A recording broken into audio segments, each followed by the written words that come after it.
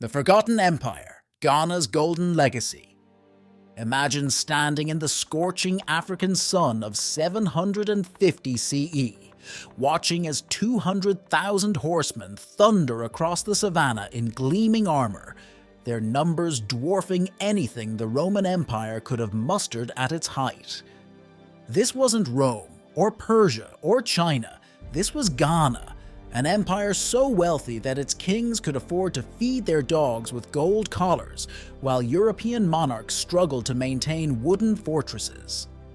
When their king held court, he sat upon a platform of pure gold, flanked by archers with golden bows and spears tipped with precious metals, a display of wealth that would have made Caesar himself blush with envy. Yet somehow, this African superpower, an empire that controlled more gold than any other society in human history, whose capital city boasted tens of thousands of scholars when London was still a muddy village, has been largely erased from our popular understanding of world history. This is the story of how a kingdom rose from the Western Sahel to build an economic and military machine that would dominate trans-Saharan trade for centuries, creating a sophisticated civilization that merged African tradition with Islamic learning and amassed a fortune that made it the wealthiest empire of its age. This is the story of Ghana, the empire that history forgot. Ghana, the empire between two rivers. The kings of Ghana didn't choose their empire's location. The location chose them. When the first traders began moving across the Western Sahel around 300 CE, they discovered something that would change the course of world history. They were standing at the crossroads of the ancient world's most perfect natural trade route. To their north lay the Sahara Desert, an ocean of sand that contained the world's most valuable commodity after gold, salt. To their south spread vast rainforests rich with gold deposits that would make Solomon's mines look like mere pebbles. And between these two treasures flowed the lifelines of an empire waiting to be born, the Senegal and Niger rivers. Nature had conspired to create a geographical masterpiece. The rivers didn't just provide water in an otherwise arid landscape. They carved natural highways through territory that would have been nearly impossible to traverse otherwise. The Niger's Great Bend created a perfect crescent of navigable water, while the Senegal's course offered a direct route to the Atlantic. But the true genius of Ghana's location lay in what wasn't there: any easy alternative. The Sahara Desert formed an impenetrable barrier to the north, forcing all trade to funnel through Ghana's territory. Any merchant wanting to move goods between North Africa and the gold-rich South had no choice but to pass through Ghana's carefully controlled trade routes. The empire's founders built their first capital, Kumbi Saleh, at the exact point where the savannah met the desert, a location that would prove to be worth its weight in gold. Here, the landscape created a natural bottleneck. The grasslands were just green enough to support the massive cavalry that would become Ghana's trademark, while the encroaching desert ensured that no rival power could easily approach from the north without being spotted weeks in advance. More importantly, this borderland was the perfect meeting point between the camel caravans of the Sahara and the horse-bound traders of the savannah. But Ghana's rulers weren't content to simply profit from their fortunate position. They engineered their environment to maximize its potential. They developed sophisticated methods of water management, creating reservoirs and irrigation systems that turned strategic points along their trade routes into thriving oases. They planted drought-resistant trees along their roads, creating shaded highways that offered protection from the scorching sun. Most ingeniously, they established a network of wells at precise intervals across the Sahara, turning an impassable desert into a highway for commerce. The result was an empire built on geography, but maintained through genius. Ghana's rulers understood something that would take other civilizations centuries to grasp. Control the roads, control the nodes, and you control the network. They didn't need to conquer vast territories like Rome or build walls like China. Instead, they created an empire of checkpoints and crossroads where every trader, every caravan, and every ounce of gold or salt had to pass through their hands. They turned their position between two rivers into a position between two worlds, and in doing so built one of history's most profitable empires. The economic mastery of Ghana's kings. The annual arrival of the Great Salt Caravans in Kumbi Saleh was a spectacle that would have put the Roman triumph to shame. Thousands of camels stretched to the horizon, their backs laden with giant slabs of salt cut from the heart of the Sahara. As they approached the city gates, royal heralds would sound massive ivory horns that could be heard for miles, not to announce the caravan's arrival, but to trigger one of history's most remarkable economic operations. At this signal, Ghana's gold merchants would vanish from public view. Every speck of gold in the markets would disappear, whisked away into hidden storerooms. This wasn't mere theatrics, it was economic warfare at its most sophisticated. Ghana's kings understood that scarcity breeds desire, and they orchestrated this artificial gold shortage with the precision of a military campaign. By the time the salt traders entered the city, desperate for the gold they had crossed a desert to obtain, the price would have doubled. But the true genius lay in what happened next. Rather than simply selling their gold to the highest bidder, Ghana's rulers had developed a system of controlled exchanges that would have impressed a modern central banker. Salt merchants were required to register their cargo upon arrival, and each was assigned a specific day for trading. This prevented them from colluding on prices and ensured that they competed against each other for the limited gold supply. Meanwhile, gold traders were only allowed to sell through state-approved intermediaries, who operated under strict price controls. The king's personal role in this dance of commerce would have astonished his contemporaries in Europe and Asia. While other monarchs simply demanded tribute, Ghana's rulers actively played the market. They maintained vast intelligence networks that tracked salt production in the Sahara and gold mining in the south. Royal agents were posted at every major trading post, sending regular reports on prices and supply. The king would use this information to adjust the flow of gold and salt through his territories, maintaining the delicate balance that kept both commodities precious. This system made Ghana's rulers the world's first market makers. They didn't just tax trade, they created the conditions that made trade possible. Their capital became a place where African gold miners, Arab merchants, and Berber nomads could all trust they would get a fair deal, backed by the full authority of the empire. The king's famous golden stool wasn't just a throne. It was a symbol of the trust that underpinned this entire economic system. The proof of their success lay in the numbers. A single pound of gold in Ghana could buy 40 pounds of salt. That same pound of gold, when transported north across the Sahara, could buy 80 pounds of salt. And that salt, when transported south of Ghana, could buy 160 pounds of gold. The entire empire functioned as a massive arbitrage machine, creating value at every step of the journey. No wonder Arab geographers wrote with awe that Ghana's kings were the richest kings on the face of the earth. The silent trade, a revolutionary system of commerce. Picture a clearing in the woods south of Ghana's capital, where billions in gold would change hands without a single word being spoken. As the morning mist lifted, African merchants would emerge from the forest carrying their precious cargo of gold dust and nuggets.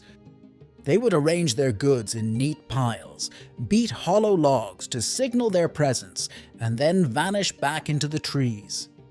Hours later, North African traders would arrive with their salt and luxury goods, examine the piles of gold, and either place their own goods beside them or walk away. This ethereal dance could continue for days, with each side adjusting their offerings in complete silence until both parties were satisfied.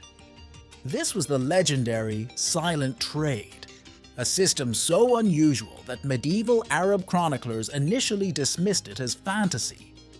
But its genius lay in its ability to solve problems that plague international commerce even today: language barriers, cultural mistrust, and the fear of robbery. By never meeting face to face, traders eliminated the need for a common language. By conducting business in broad daylight but at a safe distance, they removed the temptation for violence. Most brilliantly, by allowing each party to walk away at any time without consequence, they created history's first truly free market. The archaeological evidence tells us just how massive this system became. At silent trade sites across West Africa, researchers have found mixing zones where northern and southern goods mingled in precise patterns. Berber jewelry lies next to Akan gold weights. Saharan salt blocks rest beside forest kola nuts. Each site tells the story of a commercial revolution that operated without contracts, courts, or even conversation.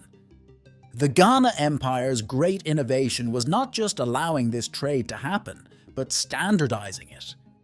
Royal surveyors marked out official trading spots with distinctive stone arrangements.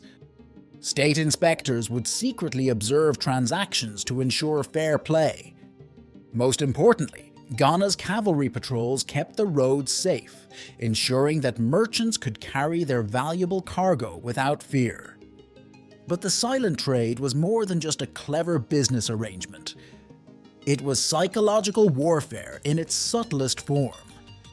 Ghana's rulers understood that mystery breeds value. By keeping the gold producers and salt traders physically separate, they prevented either side from learning too much about the other's supply chain. North African merchants never discovered exactly where the gold came from, while southern gold miners remained ignorant about salt's true availability. This information gap allowed Ghana to maintain its position as the essential middleman, extracting enormous profits from both sides. The system's sophistication becomes even more apparent when we study the specialized tools it spawned. Archaeologists have uncovered sets of standardized weights used exclusively for silent trade, calibrated so precisely they could measure gold dust to the fraction of a gram.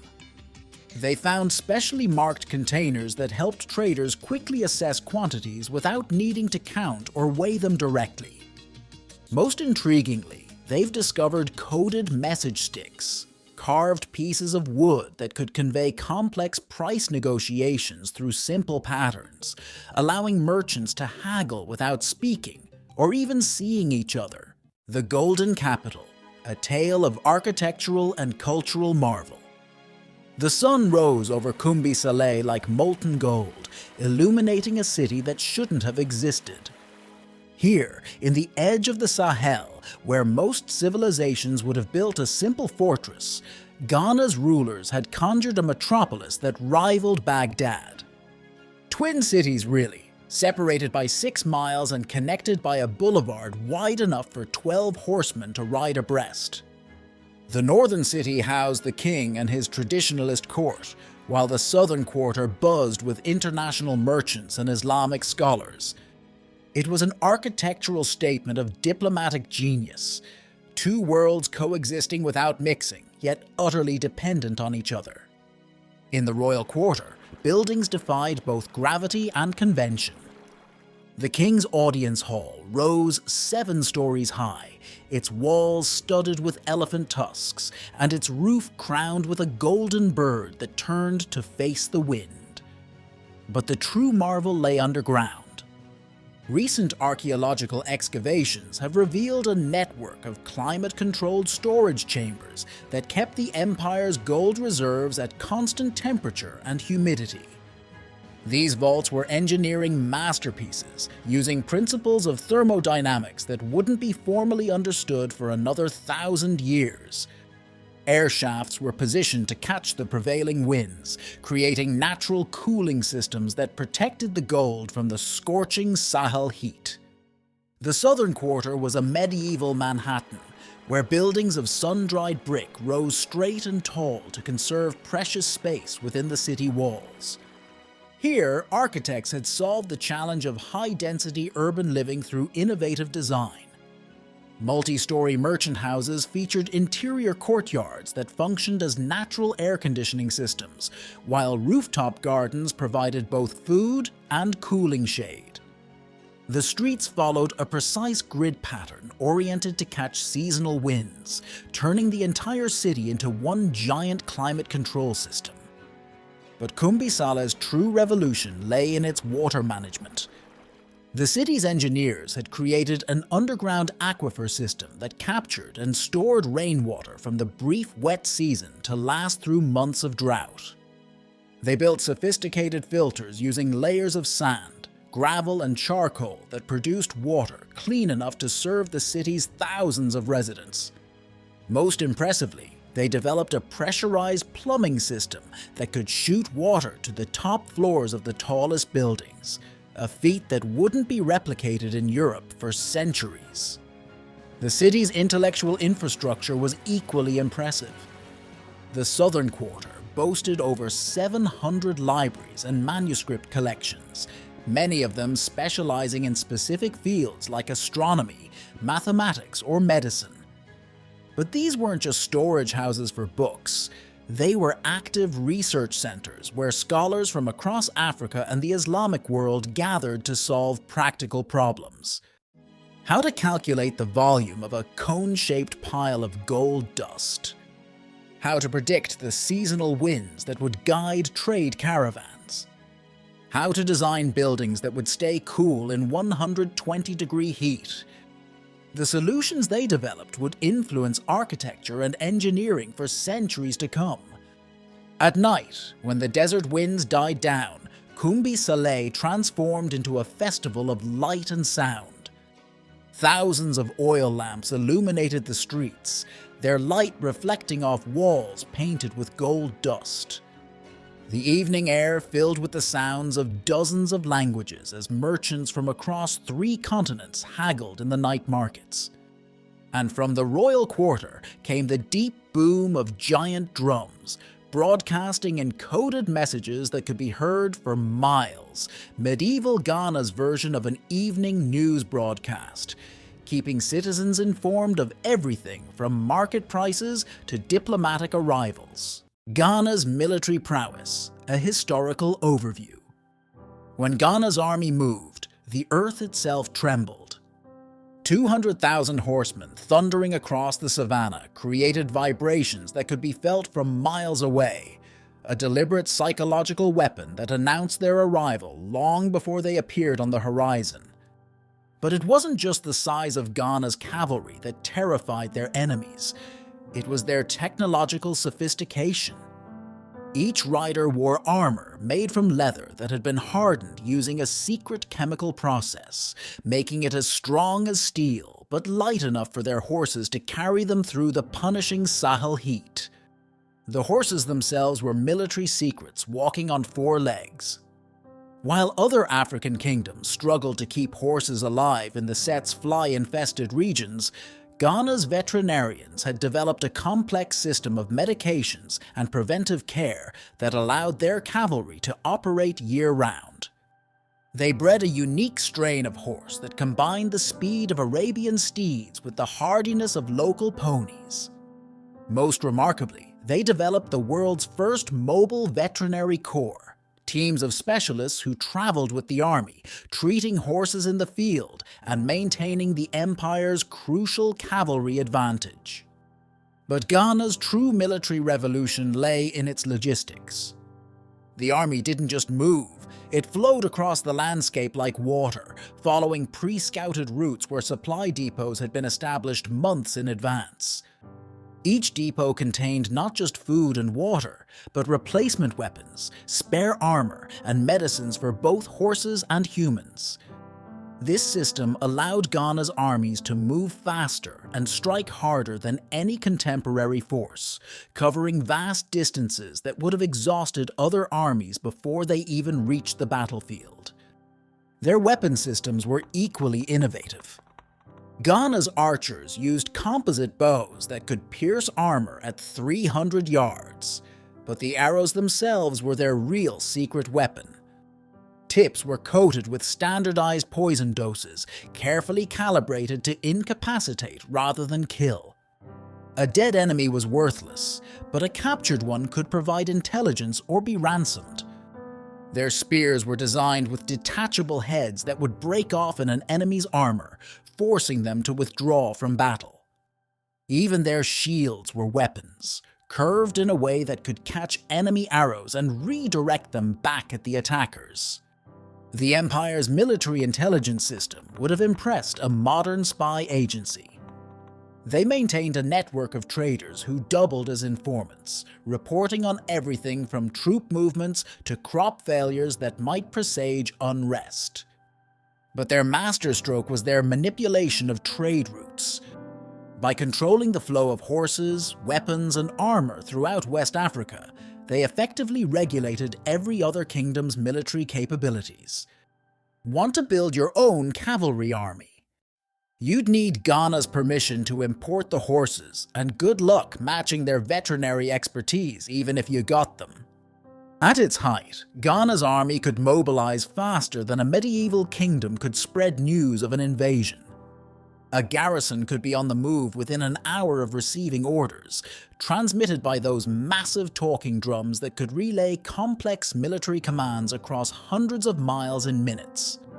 The drums themselves were engineering marvels, carefully shaped and tensioned to produce sounds that could be heard over vast distances, creating the world's first military telecommunications network. Timbuktu, a cradle of knowledge and innovation. Imagine a university where astronomers calculated planetary orbits using algorithms that wouldn't be discovered in Europe for another 400 years. This was Timbuktu, not just a city of gold, but a crucible of innovation where African traditional knowledge collided with Islamic science to create intellectual breakthroughs that would remain hidden from Western eyes for centuries. In its heyday, a single manuscript from Timbuktu's libraries could fetch a price equal to several houses. These weren't just books, they were intellectual property worth killing for. The scholars of Timbuktu developed mathematical models so advanced that when their manuscripts were finally translated in the 20th century, modern mathematicians initially refused to believe their dates were accurate. Their astronomical tables predicted celestial events with uncanny precision. But pure science wasn't their goal. This was applied knowledge at its most pragmatic. They used advanced geometry to design buildings that would stay cool in the Saharan heat, developed statistical models to predict gold prices, and created sophisticated algorithms for calculating inheritance shares that are still used in parts of Africa today. Their medical innovations were even more remarkable. Timbuktu's physicians performed cataract surgeries centuries before European doctors would attempt them. They developed pharmacological texts that described the interaction between drugs in ways that wouldn't be understood in Europe until the development of modern chemistry. Most impressively, they created diagnostic flowcharts, medieval versions of modern medical algorithms that helped doctors systematically eliminate possible causes of illness until they reached the correct diagnosis. But Timbuktu's most revolutionary innovation was its academic culture. Unlike European universities of the time, which jealously guarded their knowledge, Timbuktu's scholars believed in open-source learning.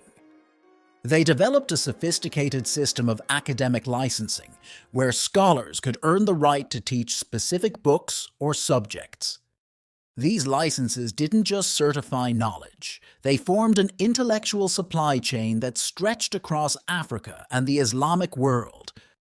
A scholar might learn astronomy in Cairo, mathematics in Fez, and medicine in Timbuktu, collecting teaching licenses along the way. The city's intellectual property system was equally ahead of its time.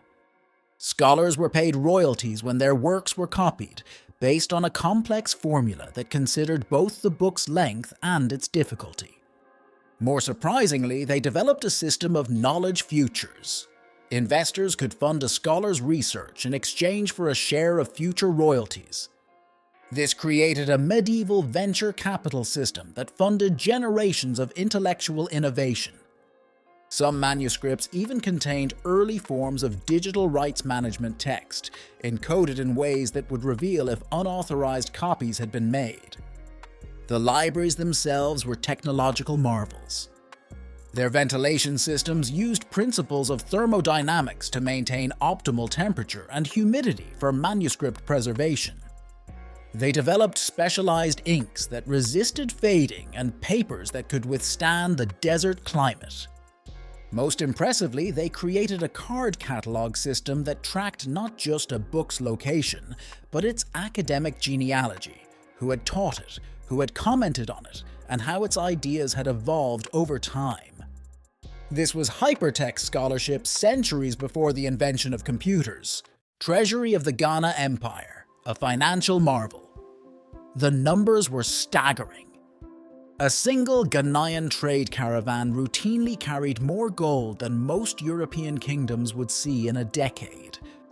When one of Ghana's kings made the Hajj pilgrimage to Mecca in the 13th century, his spending spree in Egypt caused a decade-long currency crisis, flooding the market with so much gold that the metal's value plummeted across the Mediterranean world. But the true scale of Ghana's wealth only becomes apparent when we convert their treasury into modern terms. At its height, the empire controlled gold reserves worth trillions in today's dollars. The source of this unfathomable wealth lay in the Bambuk and Bure goldfields, but these weren't mines in any conventional sense.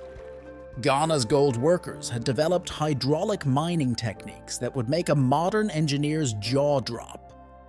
They constructed massive earthworks that redirected entire rivers, using the water pressure to separate gold from soil. The process was so efficient that they could extract gold dust too fine for European refineries to process. More incredibly, they developed biological mining techniques, using specific plants to indicate the presence of gold deposits, a method modern geologists wouldn't rediscover until the 1990s. But Ghana's real financial genius lay in how they managed this wealth. They developed the world's first commodity futures market, where traders could pre-purchase gold deliveries months in advance. The prices of these futures contracts were set using a sophisticated formula that accounted for seasonal variations, political stability, and even weather patterns along trade routes. This wasn't just commerce. It was financial engineering at a level that wouldn't be seen again until the rise of modern Wall Street. The empire's banking system was equally advanced. They created a network of secured depositories across their territories, where merchants could deposit gold in one city and withdraw it in another using coded metal tokens, a medieval version of modern bank transfers. These tokens were so trusted that they began circulating as a form of currency, creating one of history's first systems of representative money. The security measures at these depositories were astronomical. Multi-chambered vaults with time-locked doors, guard rotations synchronized to astronomical events, and escape tunnels that could be flooded on command. Their monetary policy would have impressed a modern central banker. Ghana's rulers understood that too much gold in circulation would decrease its value, so they carefully regulated its release into the market.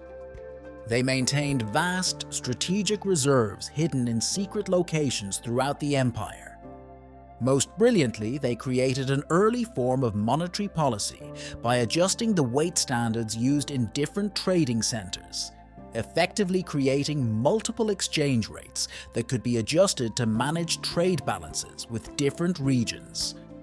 But perhaps the most remarkable aspect of Ghana's financial system was its stability. While European economies routinely collapsed due to currency debasement or royal bankruptcies, Ghana maintained its financial dominance for centuries.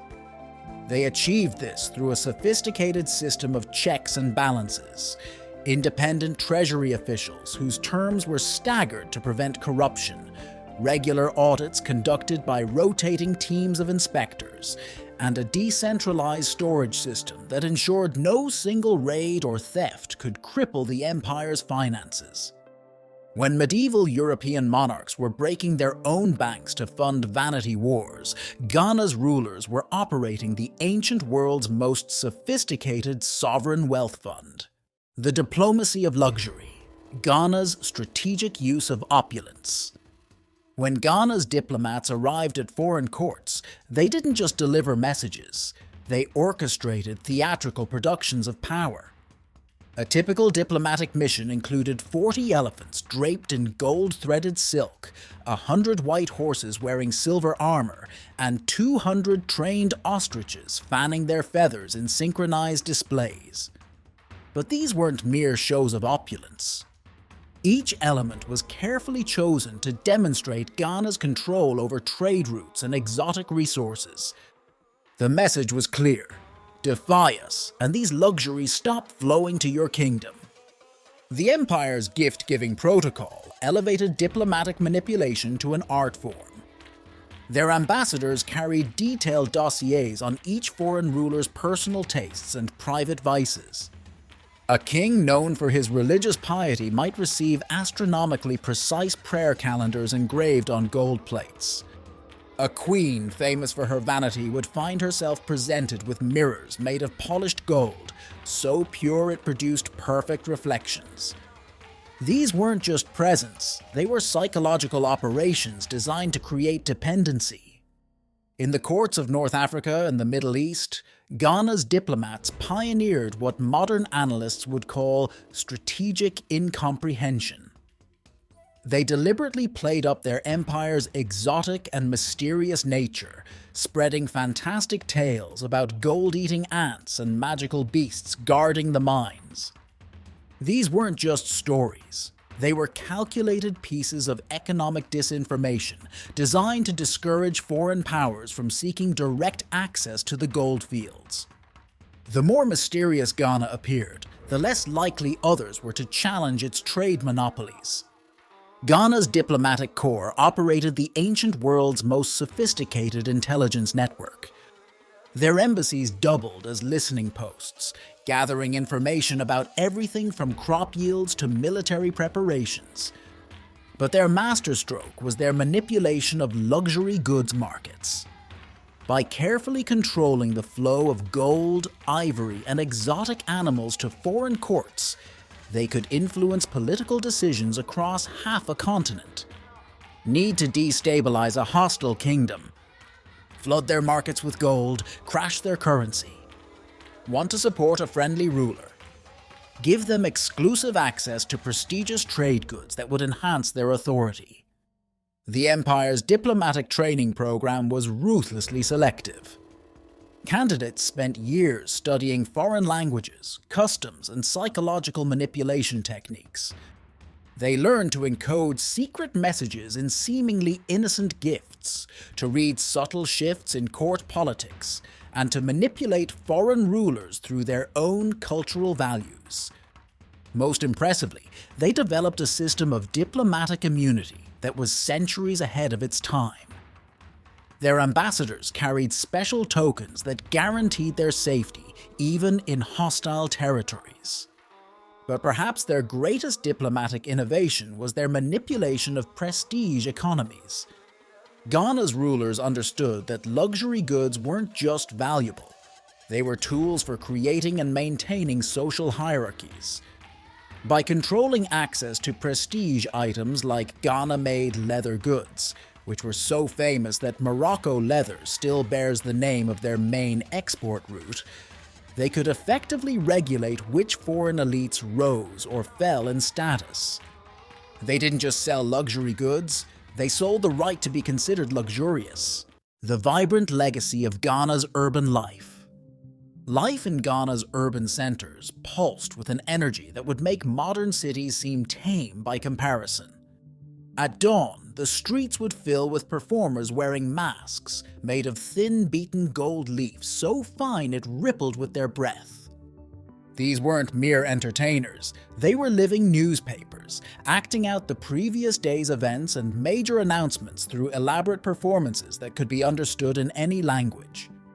A visiting merchant might learn about new trade regulations, diplomatic arrivals, or price changes simply by watching the morning theater. The empire's social structure defied conventional hierarchy.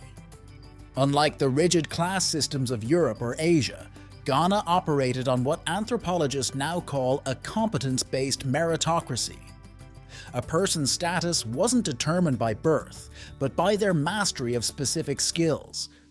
Master gold workers formed their own social class, as did leather crafters, astronomical timekeepers, and medical specialists. Most remarkably, these classes operated independently of wealth. A highly skilled craftsperson could rank above a rich merchant in social standing, creating a society where expertise was literally worth more than gold. Urban planning in Ghana's cities followed principles that wouldn't be rediscovered until the 20th century. Neighborhoods were designed around the concept of the 15-minute city. Everything a resident needed, from markets to medical care, had to be within a 15-minute walk. But the true innovation lay in their waste management system. They developed a network of underground composting chambers that turned organic waste into fertilizer, which was then sold to farming communities. The proceeds funded public services, creating the world's first self-sustaining municipal management system. Women in Ghana enjoyed rights that wouldn't become common elsewhere for centuries. They could own property, run businesses, and even serve as military commanders. Most surprisingly, they developed a sophisticated system of maternal lineage tracking that was used to prevent inbreeding in livestock. An early form of genetic management that wouldn't be formally understood until Mendel's experiments in the 19th century. Female merchants formed powerful guilds that often controlled entire trade sectors, particularly in textiles and processed foods. The empire's educational system was equally revolutionary. Children learned through what we'd now call project-based learning. They were apprenticed to multiple masters over their youth, learning not just trades, but the scientific principles behind them. A future goldsmith would study chemistry, physics, and mathematics alongside their craft. This created a population that didn't just know how to do things, but understood why they worked, a crucial advantage in technological innovation. But perhaps the most remarkable aspect of daily life in Ghana was its sophisticated understanding of mental health. They developed public spaces designed specifically to reduce stress, using principles of color psychology and acoustic engineering that wouldn't be scientifically validated until centuries later. Their medical tradition recognized the connection between mental and physical health, developing treatments that combined herbal medicine with what we'd now call cognitive behavioral therapy. Most impressively, they created silence gardens, public spaces designed to provide sensory relief from the busy urban environment, an early version of modern stress reduction techniques. The fall of the Ghana Empire, environmental and socio-political unraveling. Every empire has its breaking point. For Ghana, the first cracks appeared in the earth itself. The massive hydraulic mining operations that had made the empire wealthy were transforming the landscape in ways their engineers hadn't anticipated. Satellite archaeology has revealed the scale of this transformation. Entire river systems diverted, hillsides hollowed out, and vast tracts of land stripped of topsoil. The empire had literally moved mountains in their quest for gold, and now those mountains were fighting back. The environmental cascade was as swift as it was devastating. The redirected rivers began silting up, changing their courses unpredictably. Agricultural zones that had relied on predictable flooding patterns suddenly found themselves either parched or submerged. But the real devastation came from what they couldn't see: mercury. Ghana's advanced gold processing techniques relied heavily on mercury amalgamation. Over centuries, this toxic metal had seeped into the groundwater, poisoning crops and livestock in ways that wouldn't be understood for generations. Meanwhile, a social revolution was brewing in the trading cities. The empire's sophisticated merchant class had grown too powerful to control. These traders had begun establishing their own private trade routes, bypassing the royal monopolies that had been Ghana's economic foundation. They used their wealth to build private armies, establish independent diplomatic relations, and even mint their own currency. The empire's carefully managed economic system was unraveling thread by golden thread. The climate dealt the next blow. Tree ring studies and lakebed cores have revealed that the 11th century brought a series of devastating droughts to West Africa. But this wasn't just bad weather, it was the result of centuries of deforestation. Ghana's mines and cities had devoured vast quantities of timber for construction, fuel, and processing ore. The loss of these forests changed local rainfall patterns, creating a feedback loop of increasing aridity. The empire's environmental debt had come due with compound interest. Technology, which had been Ghana's strength, became its weakness.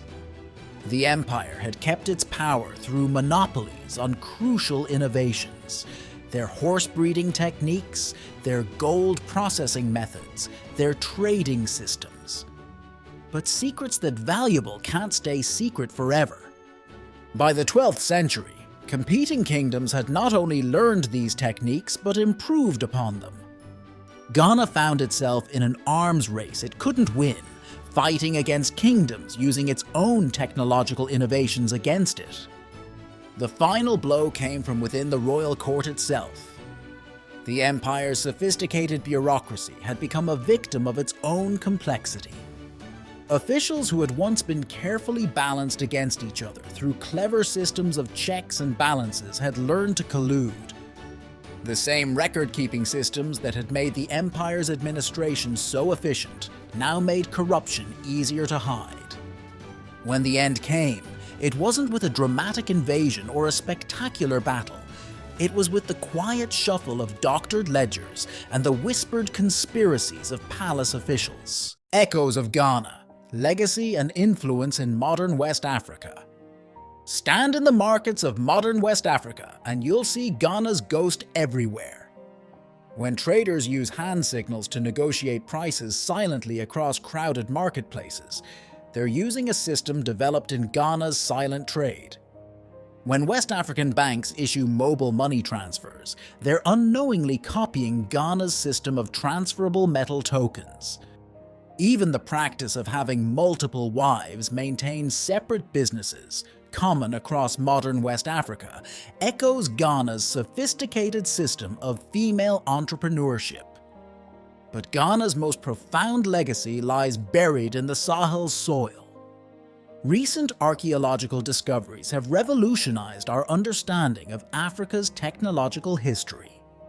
Beneath medieval farming villages, researchers have found evidence of sophisticated metallurgy that predates similar developments in Europe.